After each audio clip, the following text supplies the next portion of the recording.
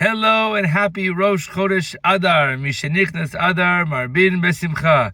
We have hit a pivotal time in the Jewish calendar where we are so eagerly waiting for winter to be over, for springtime to come, us to celebrate the Achdus, the unity of the festival of Purim.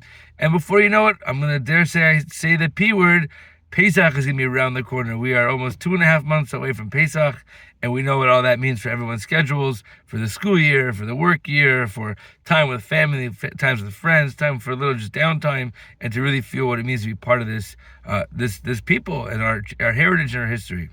But we're not there yet. We're at this week's Parsha, Parshas Terumah, and Terumah essentially is a part of ourselves that is being dedicated, is being given over. Much like the idea of tzedakah or being about chesed, of giving, right? The Torah says that Moshe is instructed to take Terumah for the Mishkan, to build the Mishkan, the tabernacle, which will ultimately be a permanent structure in the Beit HaMikdash. Now it's interesting, the Mefarshim tell us that how did Moshe Rabbeinu go about taking the Terumah? They didn't just go to each person and say, give me something.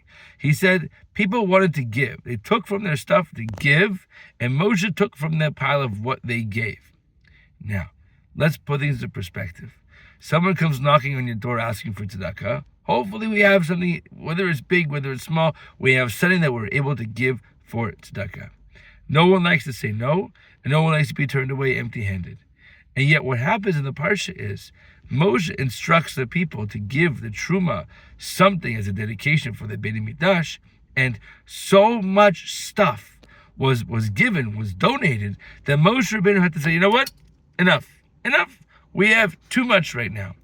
And this reminds me of a very powerful moment. Just after the terrible events of October 7th, many people around North America, around the world, were putting together drives of supplies and material to help the soldiers and any of the victims' families, whatever their needs were. And so I remember Mizrahi Canada was helping to put together this drive and send over a shipping container, whatever it was, or suitcases full of stuff, and they were anticipating 10 tons worth of stuff. They had a week to collect it all, 10 tons worth of stuff. And the outpouring of support from the community wasn't 10 tons. It was closer to 40 tons. There was so much stuff that they didn't know what to do with it all. And they eventually made sure that all of this stuff made it to Eretz Yisrael and for the soldiers eventually. But that's the kind of outpouring of support that we have to have. Yes, it's not every day that we're able to do that. It's not every day we should be able to give like that.